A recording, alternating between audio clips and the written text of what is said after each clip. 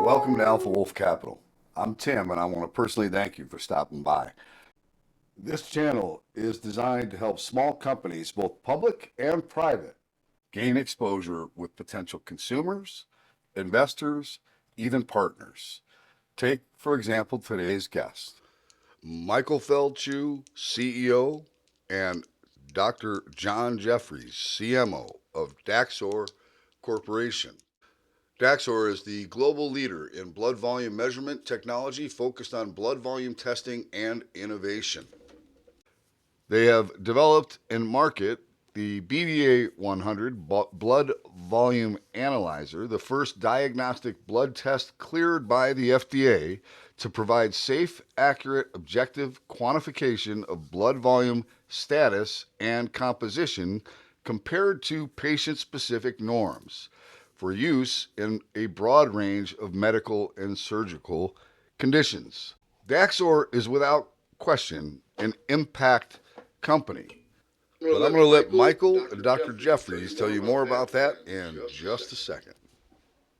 This is not to be taken as investment advice. I am not a certified financial planner. This is for education and entertainment purposes only. I encourage everyone to do their own due diligence.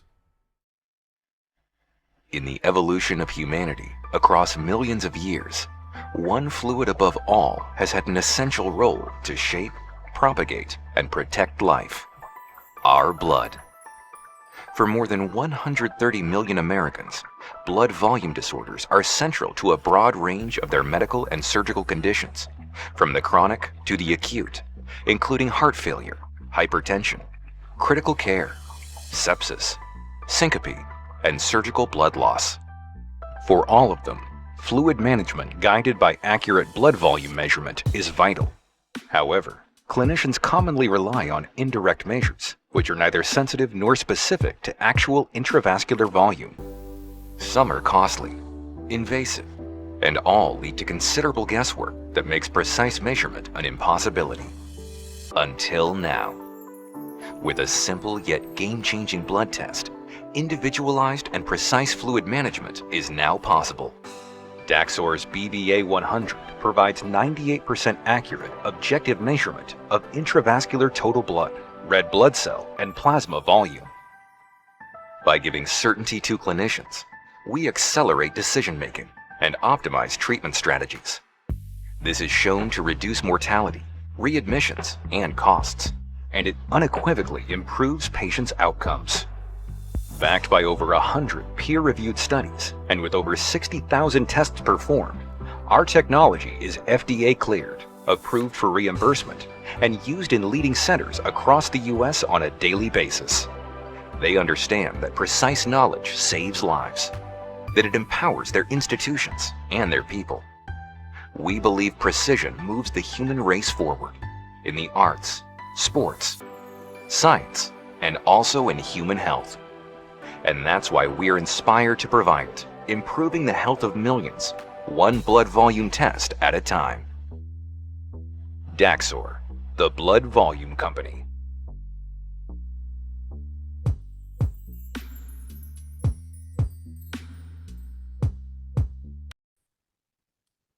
Hey everybody, Tim from Alpha Wolf Capital coming at you with a follow-up interview, and I've got two gentlemen here today. I'm excited about this interview. Daxor is ticker symbol is DXR. I've got Michael, the CEO here, and I've also got Dr. Jefferies, who recently signed on with the company, and I thought getting his take on why he joined Daxor at this particular point in time would be a good thing for everybody to hear. So, Dr. Jefferies, thank you for giving us a little bit of your time. Thank you for having me. It's a pleasure to be here. All right, so can you just give me a little background on yourself, and then why Daxor was an attractive opportunity to you? Yes, sir. So I'm a cardiologist by training, so I did a residency both in internal medicine and pediatrics. I pursued a master's in public health focused on epidemiology, and then I went on to do a combined cardiology fellowship. So I did training both for adult cardiology and pediatric cardiology and then did advanced heart failure. So I've been an academic cardiologist for about 20 years. I have about 350 papers, added a couple of textbooks, very involved in the American College of Cardiology, American Heart Association, those sorts of things. But most recently went back to receive an MBA from the Wharton School of Business at the University of Pennsylvania, just knowing that I wanted to move more into the business side of medicine. I had been working with Daxor prior to joining full time and developed a really strong relationship with Michael and the company. And the more I've learned about blood volume analysis and the opportunities, it just seemed like the perfect meld for me, the opportunity to be able not only to leverage my medical knowledge, but also to put to work my recently acquired business knowledge as well. And so it's been a great amalgamation for a company that really is just on a steep trajectory with a ton of opportunities in front of it. So I was very blessed to have the opportunity to work with Michael and the team. It's, that's quite a background. So I would say you've got, you know what you're doing in that side of the industry, right? You're pretty familiar with the heart and blood flow and all of that, right? Yes, sir. Very much so. Very, very much so. Over a couple of decades, hopefully, I've learned a little bit of something. So yeah, I'm pretty familiar. I think Dr. Jefferies is always modest. He's been not only one of the most respected clinicians in the country in his space. He's been an author on, or the lead, or one of the authors on, I think at this point, over 400 different research studies that have been published in leading medical journals. He's held an academic medical chair at a major university. Having somebody of his caliber join the company as our full-time chief medical officer has been tremendously additive for Daxor, and it's been really helpful for our clinical support and our overall strategy. So we've been really excited to have somebody of his caliber in that chair. We waited a long time to find the right CMO for our business. And it's been, it's just about a year since John joined, and it's been very transformative for our thinking about how best to tackle the enormous opportunity in front of us. And our revenues have been growing and our customer base has been exploding. So we're pretty excited about it. Is that a direct result, Dr. Jefferies, of you coming on? I mean, I guess what I look at is, what I find interesting is that they're the only ones that have this kind of product, right? Yes, sir. And they've been around for a long, long time. But I think maybe now it's coming to the forefront that how important this unit is, right? To getting people to go home earlier and not have remittance back into the hospital, right? Those types of things, right? Yes, sir. Yeah, I think I appreciate the kind words from both of you, and I hope I've added value in directions to Daxor, but it's a team effort, obviously working on these things. But a lot of it really comes back to messaging, and are we making people aware of this opportunity? And as you said, the technology's been around a long time. Heart failure's been around a long time. The question is if people connected the dots, understanding that how we manage heart failure, for example, amongst other conditions, is still has plenty of room for improvement. And the answer, as heart failure doctors, we still have a lot of opportunity for improvement. But now we're helping people understand that there's a potential solution to help in the management, not only in diagnosis but in longitudinal care, and expanding. It's not just about being in one setting, not just in an inpatient setting. If we can put this into ambulatory settings, for example, it really puts the technology in the hands of multiple providers. And not everyone with heart failure, for example, is managed by a cardiologist. So if we offer a tool that really offers tremendous insight into how people not only diagnose but manage this really complicated condition, it helps everyone. It helps clinicians, it helps patients. And that's part of the goal of what we're trying to achieve, is really increase awareness around the technology, that there is something out there that can help people that you just haven't been leveraging as aggressively as you should. And I think that's where my role really comes into play, is having the credibility to bring this to the forefront and really promote it aggressively, because it works. Really true. As a provider, I'm saying it really works. Having that connectivity with that population of providers, but also understanding the clinical needs of the patients and how we can bridge those gaps, I think is probably how I've been most effective in my role. And still a lot of work to do, but I think we're, as you alluded to, we're definitely making progress in the right direction. So, Michael, I'm curious, how big is the old unit?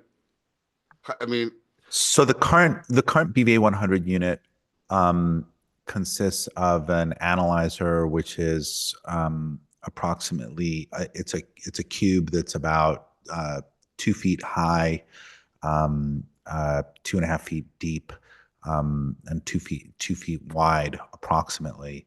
And then it has a sample changer on top of it. So, it takes up a good chunk of the real estate on a desk. And it also involves doing various different manipulations of the blood sample to come to its result. So that means you have to do something called, you have to put it into a centrifuge to have the blood spun down, and you have to do, various different micropipetting transfers of fluid in order to load the machine for the analysis.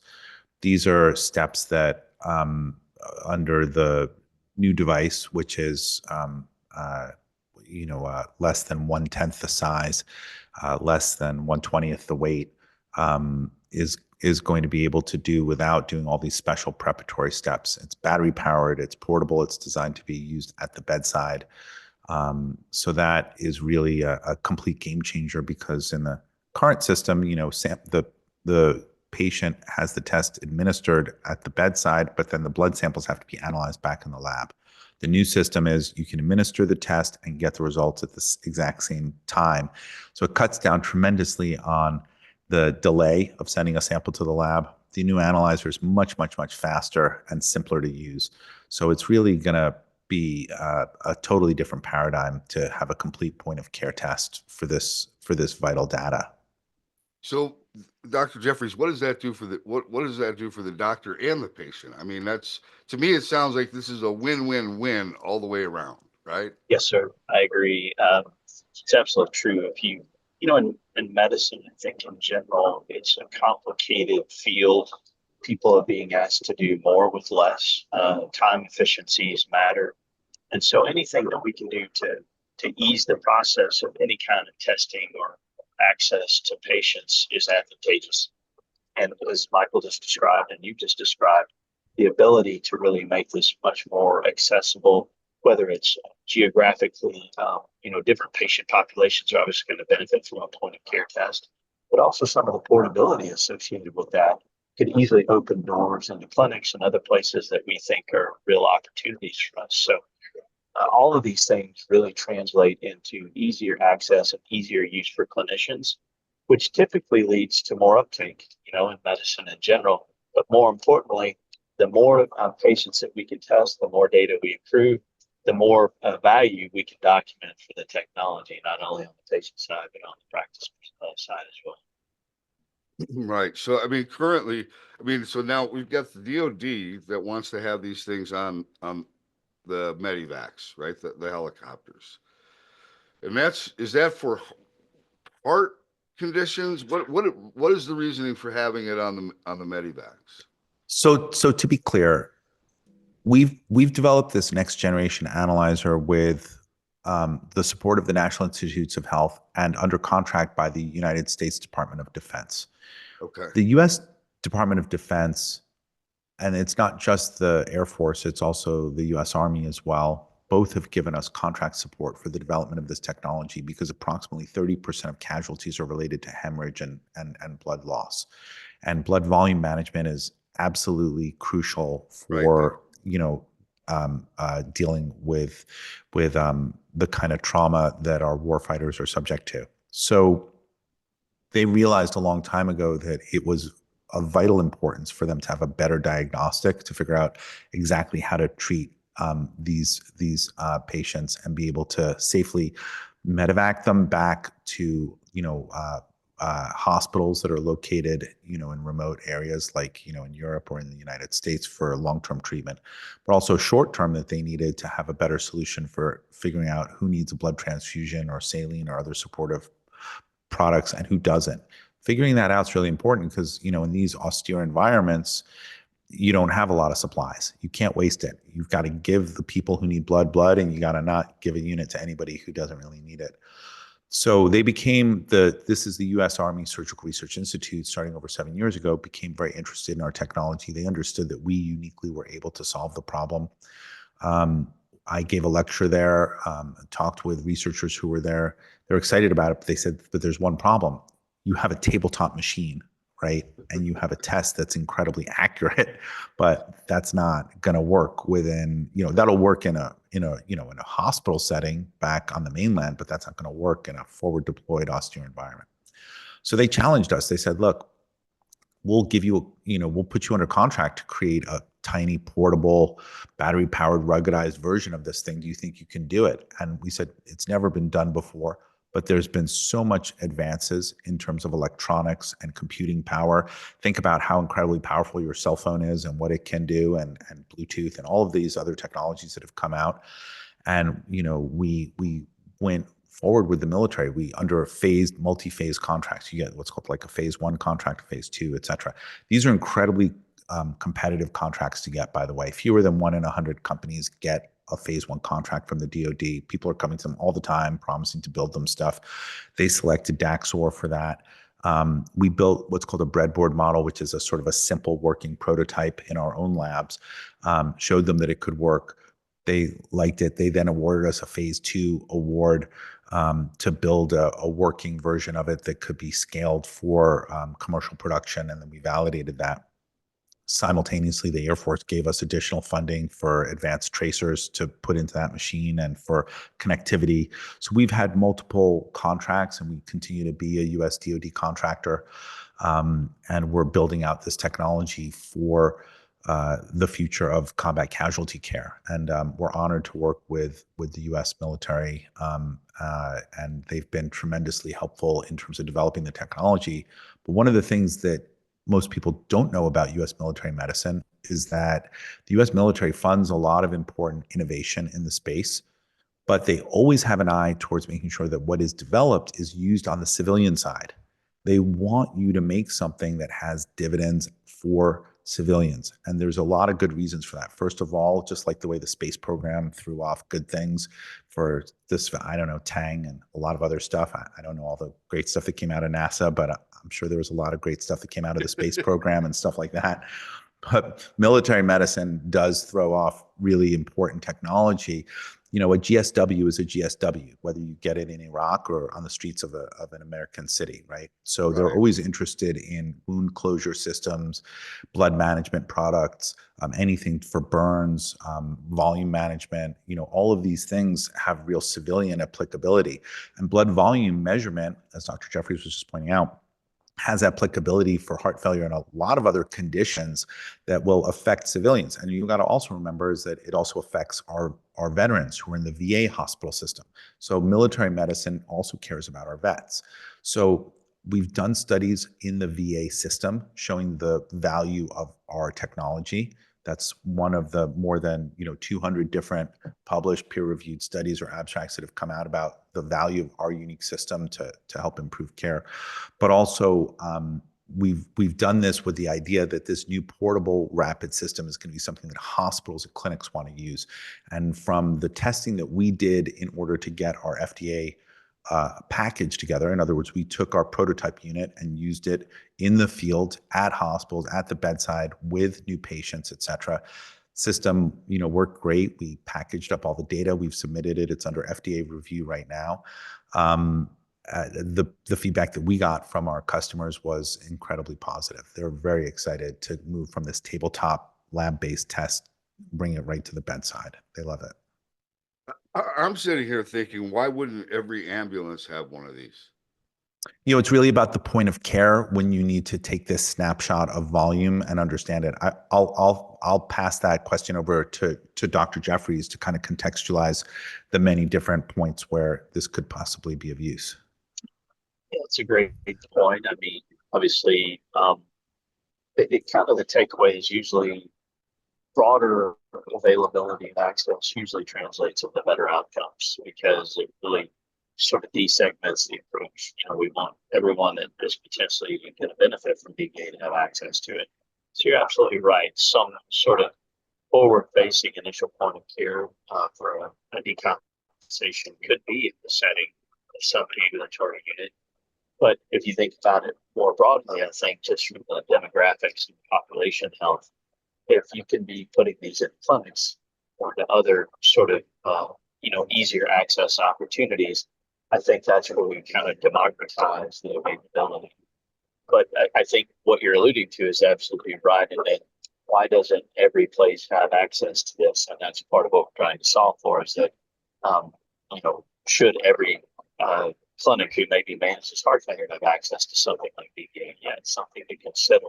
So I think that's the beauty of this kind of technology is it really opens up the opportunities to a near limitless sort of consideration for us is that we don't have to restrict ourselves to thinking, well, this needs to be on a tabletop in the setting in the middle of a hospital in a basement somewhere.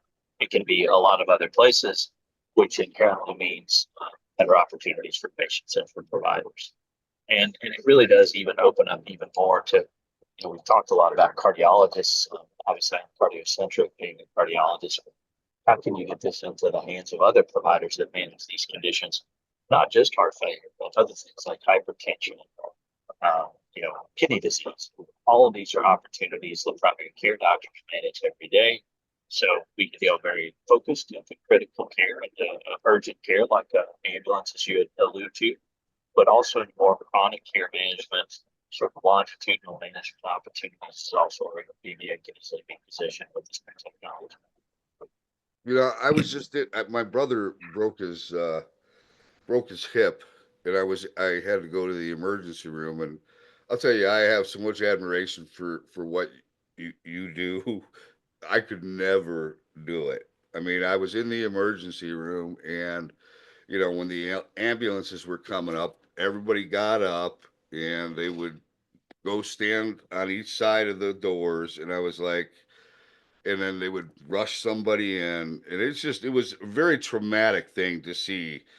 Uh, and I'm thinking to myself, you're the blood volumizer. If somebody comes in with a gunshot wound or a car accident and they're bleeding badly, this is something they need right away, right? I mean, it definitely helped a lot, and that's what Michael. I'm sorry, Michael. No, please. Yeah, that was that's what right. Michael was alluding to. Is on a battlefield is a similar situation. Is that sometimes knowing what you're dealing with helps you pick the right therapy. And sometimes those therapies can be life-threatening. Even though you're trying to help, it can actually lead to the wrong outcome. And we see that in battlefield situations where maybe someone is volume depleted or they do need blood, but instead we give them IV medications to increase the blood pressure through vasoconstriction and other things. And that actually leads to bad. So the point is the only way to really know exactly what you need to do is to better understand the patient in front of you. And that's exactly what BPA helps with, which is what you're alluding to in the ER, right? Someone has a gunshot wound. Well, do you really know how much blood loss they've experienced? Do you really always know the best course of therapy? Well, the answer is the best way to know the best course of therapy is to have as much reliable information as you can at your fingertips. And that's where BPA comes into play. I'm sorry, Michael, please. No, not at all. That's beautifully said. And the thing to understand, Tim, is that the test provides a snapshot of what the specific volume condition is of the patient. And care teams have a lot of look when they're trying to stabilize the patient and rapidly, if they're bleeding profusely, et cetera, and they're trying to just like stop that and stabilize them. The care teams don't need a snapshot because it's a dynamic situation. But rapidly, once they do stabilize them, they need to figure out, well, how much did they lose? How far behind are they from where they should be? Did we give them enough supportive fluids? what kind of therapy do they need next? And as Dr. Jefferies was just pointing out, there are modalities of supporting your circulatory system. So shock is, a common thing that they're dealing with on the battlefield. Shock is about the failure of the system to be able to adequately perfuse the organs, and that can be for a number of different reasons. And so there are some different ways of handling shock, but the problem is that they are almost at cross purposes. So if you think that the problem is one way and you give the wrong therapy, it can actually lead to the death of the patient. And this is a challenge that's true in civilian care too, right? In the critical care units as well. So what we talk about a lot is that there's an active debate at the bedside. If you heard what clinicians were saying to each other, they're often debating what the best course of therapy is next for the patient. Some of them say like, well, I think they're overloaded. We need to cut back on the fluids and we need to give them a vasopressor. And other people are saying, no, if you understood how much uncertainty there is at these critical junctures in terms of handling these patients, that's when the utility of having something that's clearly the most accurate gold standard to rapidly end the debate. And that's one of the things that we say, let's end the debate at the bedside. Let's end the uncertainty. Let's have a direct measurement of the thing that we're trying to manage. Right now, it's being managed by looking at a whole host of, clinical signs and symptoms and proxy markers, and a lot of them can be misleading or they can be conflicting. And so some things will point one way, some things will point in the opposite direction. And, this can all be solved with just a much, much better tool. Dr. Jefferies, how big of a TAM do you think this is? Total I'm sorry. addressable. The total addressable market. How big of a? Oh, it depends. It's large. So I'll give you just in heart failure. We have about close to 7 million people in the United States living with heart failure. That doesn't include pediatric patients. That doesn't include people that haven't been diagnosed. So there's some people living with these conditions. And we know that there's a lot of predictive sort of factors that go into leading into heart failure. Things like high blood pressure, pulmonary disease, diabetes. So that's just one segment. But let's say we democratize this hypertension management, which I can make a reasonable argument to do. That's about 110 million people in the U.S. alone, not worldwide, just U.S. Similarly, how many people with chronic kidney disease, end-stage renal disease, vast numbers of patients. And the point of all of these is that they only continue to grow. From a business perspective, these populations, these cohorts, the prevalence and incidence of these diseases continues to increase. And medicine is fighting to come up with treatments, right? Whether that's managing diabetes or obesity or heart disease, whatever the case may be. And the point is, what we do with BVA is, one, we help people to identify some of these patients. But more importantly, we help to understand how to better use the therapies that exist. So it's multimodality. It's not just about a snapshot. You can actually be leveraging the technology to understand if therapies are doing what they need to do. In these chronic, highly expensive conditions, anything you can do to tweak the management opportunity in the right direction is a big deal. So you start thinking about generalized indications like chronic kidney disease, end-stage renal disease, heart failure, hypertension. These are hundreds of millions of people cumulatively, and these are people that, over time, this is where we're going to be able to make a difference. So I think the market opportunity has only been, scratched at the surface with what we've been able to do so far, and we know that there's a much larger realizable opportunity out there. I mean, it's exciting as heck to me, right? I mean, you've got a company that's been around, established, very good record, I guess you could say, right? But it's really been underutilized in a huge way. And Yes, I think sir. you're going to change that, right? We're going to change that. We already are. And thank you so much for the opportunity to speak with you, because these are the conduits that help us to get this messaging out. It's one of those things that you could be trying to sell something that maybe doesn't have veracity, that it doesn't really do what we think it can do. We know that the technology does what it's supposed to do. We know that in the right hands and with the right interpretation and the right actions, it makes a difference and bends the curves, whether it's morbidity or mortality. So the fact that we have this huge blue ocean of opportunity with a technology that we know that works and has no competition, there is no comparable technology on the market. That's a tremendous position to be in. That's So yes, part of unbelievable. my reasoning for joining. That's part of the reason for joining, right? So yes, sir, you're absolutely on target. Right, right. I mean, I see this as, I mean, what better? So, my whole thing is finding companies that can have a positive impact on humanity. That's really my focus. And if you can help a small company become a multi-billion-dollar corporation, how many lives do you positively impact from that action? That's right. Right. That's right. So, And amazing. You're absolutely right. It's just if you can do great things to help people and then obviously grow the financial side of a business, that's an amazing blessing. That's a once in a lifetime opportunity. So I yeah. feel very fortunate. And then you have the company that's got something that's literally, you can say this saves lives, right? I mean, It's there's unique. nothing more important in Yes, my sir. mind, right, than I agree. saving a life. So Yes, sir. you can't put a value on that, and we're not. And I understand. I guess changing people's processes is just challenging.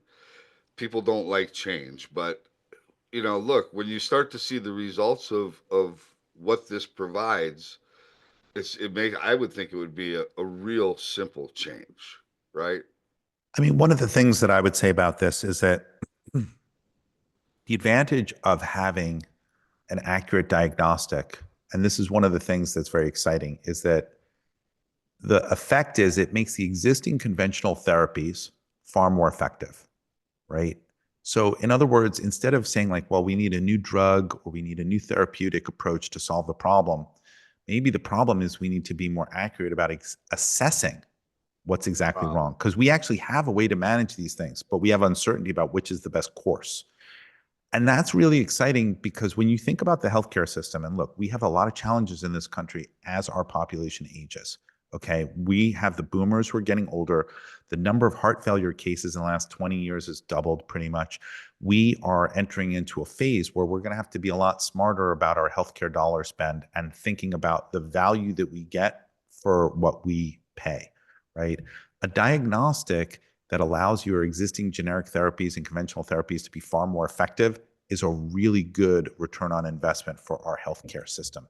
So this is something that's really exciting for us because it's great for the patients because they get better care. That means that they're going to die less. They're going to be admitted to the hospital less. They're going to be readmitted less. They're going to have a better quality of life because their conditions are managed effectively, right? So they're going to actually feel better and they'll have better health outcomes. It's good for the physicians and the clinicians who are managing these patients because it solves a big thorny problem that they have, this uncertainty about how to proceed. And it will replace a bunch of proxy things that they don't need to do in place of this. But it's also ultimately good for the payers. The healthcare payers in this country are divided between private industry, which is, in other words, private healthcare plans, and the government, which is all of us taxpayers, right? Medicare and Medicaid comes out of our tax dollars. So when we think about what we want Medicare to pay for, it's cheaper and more effective to pay for effective volume management early in the disease process for these patients than to let the diseases be poorly managed. And then later at the end stage, they need much more expensive interventions. The most expensive intervention is a heart transplant when the heart really completely collapses. Before that, they put in things called left ventricular assist devices and all kinds of other expensive things to try to help this failing heart pump more effectively.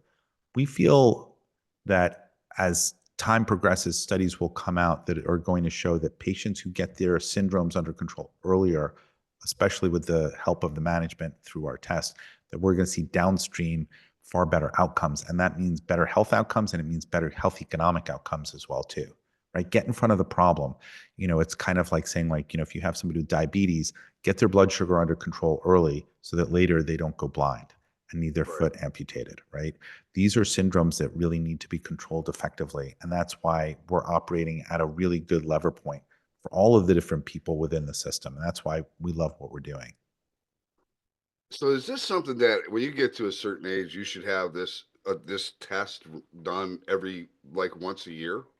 Not Or, for not for everyone, but for certain people in certain situations. And again, that's really a Dr. Jefferies question. So I'll flip it over to him. I agree. I agree with Michael. It wouldn't be recommended necessarily for everyone at this stage, but for people that have comorbidities that put you at risk for some of the things we're talking about, it very much can make sense over time. So it's diabetic or hypertensive or disease. Those are things that you might start thinking about folding this in.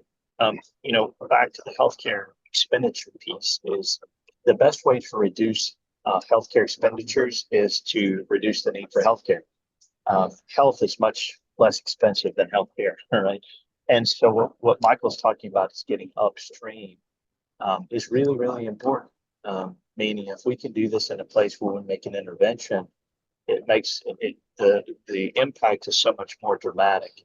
When someone comes to see me in need of a heart transplant or one of these LVADs, that patient's pretty ill, and there's not a lot I'm going to be able to do to bend the curve. And what I do is exceptionally expensive and usually a finite opportunity. But I have to catch them upstream, and maybe BVA helps me to identify those patients and implement therapies that are going to be the most effective. That's how we change the trajectory of healthcare spending in the United States. That is a part of it, is that the best way to manage the expenditures of healthcare is to employ more health and less healthcare need. That's how we do this. And I think BVA offers a real opportunity to do those sorts of things. And so I think in select patients, does it make sense to be a part of ongoing ambulatory longitudinal care? I do. yeah. All right. So let's talk about the fact that you just filed for the 510(k) clearance, right? How long of a procedure do you, I mean, the technology is technology that you've had since 71? Is it? Well, so blood volume analysis as a field has been around for over 100 years at this point. Various different techniques, tracers, and ways of doing it have been evolving, right? So it's not a new thing. We didn't invent that. What we really invented, though, was the first FDA cleared device that could do this within a clinical setting in a practical way, which is our current BVA 100 unit, that also generates automatically patient-specific norms, which are very important. You have to have a comparator for the test in order to know whether the patient is above or below where they should be. So that technology was cleared in the late 90s, and we started in the early 2000s to commercialize it. And that was the start of many studies and places to see, because there's a lot of areas in healthcare where this can help. The current next generation system, that's under 510(k) review, is a leap forward. It is not an incremental improvement. This is a complete regime change in terms of capability, speed, efficiency, ease of use, et cetera. But it still is built on the platform of our very, very well-tested technology that is considered the gold standard within the industry. Many drug companies have utilized our technology as part of their drug trials or subsequent post-market approval studies. We've been used in major academic medical centers around the country. Many papers, hundreds of papers have utilized our technology, and thousands of papers have referenced the research that underpin the technology that's inside of our device. So the new system, which again was funded with support from the NIH and the US DoD, is under a 90-day review period with the FDA. The team has accepted the application, and they're reviewing it as we speak. That was filed about 9 days ago. So they have 81 more days to come back. Now, it's usually an iterative process with the agency. So they're going to probably come to us, with any questions or clarifications or supplemental data, et cetera. And they might or they might not. They're free to review it within that statutory time limit. They can take a little bit more time if they want to, if it's needed or not. It's something that is an approval process that's based upon the new system matching what's called the predicate device. The predicate device is our existing system.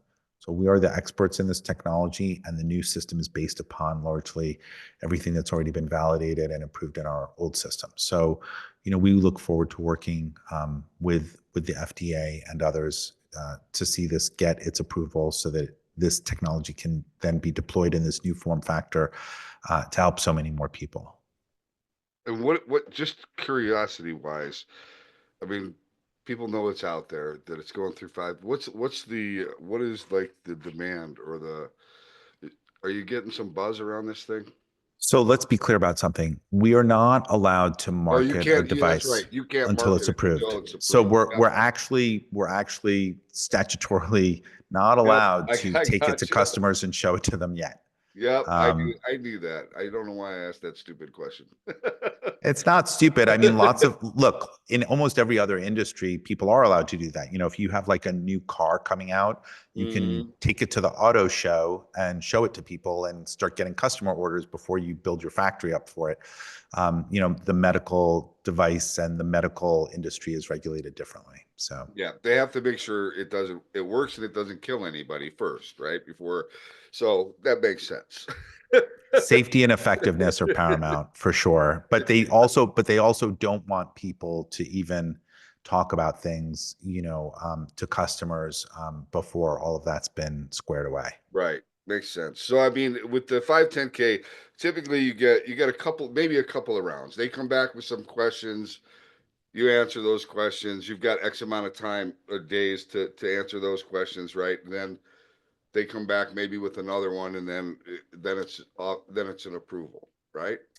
So, we submitted Or a dual something we else. submitted a dual application last year at the start of the year, and we got a lot of agency feedback. And then we modified our application and resubmitted it this year in light of their feedback from it. And what I would say is the statistics I tell people is that only 50% of 510Ks that are submitted are approved on their first go around. So our first go around, they came back asking us for more data. We just didn't have time within the framework to give them all the data that they needed. So then we withdrew the application, and then we resubmitted it with the extra supplemental data that they wanted to see. But 90% of all 510Ks are eventually approved. So, that's kind of the stats. So an iterative process with the agency is very common, because you got to remember that sometimes those 50% that are approved on the first time, they might be very small modifications, right? It might be, you add a tiny feature, you change something and you submit it. And then the agency's like, all right, this device is 99% the same and we'll approve this change. This is not one of those changes. As I said, this new portable battery powered ruggedized analyzer is a technological leap forward. So they are taking, their process to do the diligence, as you said, and to make sure that it is both safe and effective and accurate. Okay. I guess Dr. Jefferies, what are you most excited about at this juncture? Uh, I think probably back to the fact that when I see the scope of opportunity, we've truly penetrated less than probably 0.01%. Realistically, when I see, as you said, how many opportunities still exist to help patients and providers help us, as a country, as on the financial side, and how we can be more, how be better stewards, I think, of our healthcare dollars. I think it's just exciting because we do a lot of things in medicine, but it's pretty rare that you can see something that really has a transformative impact. I think this is one of those things. It's pretty rare in 2025 that there hasn't been something that's really been developed and explored and leveraged to a pretty dramatic degree, whether those are medications or devices or whatever the case. BVA represents something that's very unique, but something, even though it's been around for a long time, as you alluded to, it really hasn't had the exposure that it deserves. And so for me, knowing that ocean of opportunity exists, and it's something that I can help drive strategy and the touch points and how we mold our evidence generation and how we get this in the hands of providers and patients, as a clinician, that's kind of a dream come true. You don't get those many opportunities. Right? That's pretty rare. There's a Yeah. lot of docs out there. Not many people get to drive something that really can help humanity, as you alluded to the degree that we can. So I think that excites me probably the most. And I love that. I mean, look, nothing better than waking up every day and loving what you're doing and feel like you're making a difference, right? And Hmm. that clearly is where this is headed. I mean, it may have been a long road, but that's okay. I'm glad that it's here now, right? I mean, this could be a real game changer for a lot of people. This could save a lot of lives, impact, and make things better for the doctors too, right? I mean, take Hmm. that having to decide something and maybe not knowing all the stuff you should know to make that decision, right? I mean, that just makes making that decision easier. So I think it's a good thing for everybody. Hmm. It really is. And that's what excites us about doing this work. Absolutely. All right, Dr. Jefferies, I don't want to take up any more of your precious time, but I want to thank you so much for coming in and sharing Pleasure. that information. And Michael, I mean, is there anything you feel as though I've missed on this? No, I mean, we just want to thank you for our time, on the Alpha Wolf trading program. And it's nice to come back and do a follow-up interview. And, we look forward to staying in touch as things continue to develop rapidly during the course of this year. So thank you so much. Let me ask you a question on the units the old units. What's the margin profile and what's the typical cost of a unit like that? I mean, would they have one per hospital? Would they have 10 per hospital? I mean, So the main thing to know about our company is that these units exist, right? That kind of process the blood samples, but every single time the test is done, a test kit, which contains the tracer that we sell, is utilized, right? okay. So this is really a so-called razor blade model of a company. It's not really about the devices that are used to process the samples. It's that every single time a test is ordered, they consume a test kit. So that's really the And way that's that you this have the works. reimbursement code on that, Yes, right? and our test, right, and we have what's called A coding and CPT coding for our test, and that's what's really important. We're acknowledged for reimbursement by both public and private insurance, and every Okay. time a test is run, they get reimbursed for doing the test. So that's really the heart and soul of what the company is about, and that's why the more tests that are done, the more patients that are helped, then there's a matching revenue stream to cover the cost of providing the service. It's Okay. really different from let's say a $3 million PET machine or something like that, where you make this huge capital investment in the machine and then you just keep putting patients in it all day with an operator. It's a different kind of model. Okay. Do you have an average of how many tests you do a year or a month or So, the company is structured as a consolidated 40 Act company. So I would point people to the investor section on our website and to our financial disclosures. That's where they can find all of the audited financials and all of the publicly audited and released numbers that we do make available to people. So people okay. can see those numbers there. We've talked about the fact that the company is planning on working with regulators to switch over to be a so-called 1934 Act company, which would be a more traditional way, meaning a non-consolidated financial presentation of our numbers. I think it's one of the reasons why sometimes people look at the numbers on like Yahoo or Bloomberg or something like that, and the numbers don't really make sense because we're essentially trading as a closed-end fund, and they're trying to put operating company numbers into a closed-end fund number. So a lot of the numbers out there about the company are not accurate. I would point everybody to the SEC website where they can see our official filings. That is the only reliable source of audited financial information on the company that we can really even relate to. I don't know how Okay. other people are building their models and what they're saying about it, but that's that's how we deal with it and stuff like that. Okay. But just so people understand, what we've disclosed is over 70,000 patients have been treated since the inception of this system.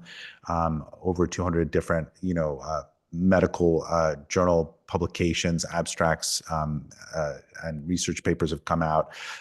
People should just go to our website. There's sections on all of these things for people to We're see just this. talking about the United States. We're not even And it's talking, this all is a just the United global States. thing, right? Correct. Okay. There's patients all over the world, but right now we're just focused in the US. That's right. So the opportunity, what Dr. Jeffrey said is the opportunity is I mean, you're like massive.